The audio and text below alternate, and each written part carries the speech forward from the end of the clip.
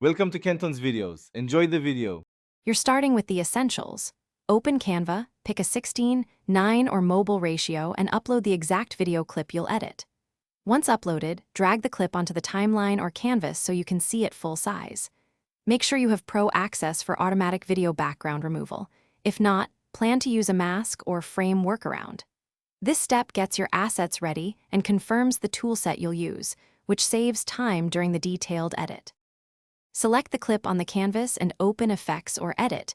Apply Background Remover if you have Pro. This isolates the subject automatically. Once done, add a new background layer behind the clip, a color, image, or another video. If automatic removal struggles, use a mask or frame. Duplicate the clip, place a frame over the subject, and fine-tune the mask with Crop and the Eraser tool. Make sure to adjust feathering and edge tolerance to avoid harsh lines and preserve motion.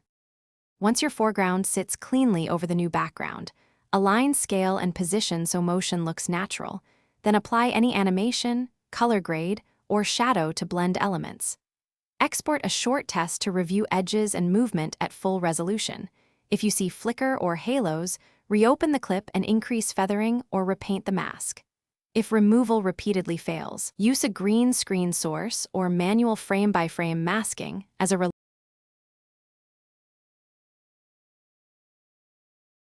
Thanks for watching. Consider subscribing if we helped you.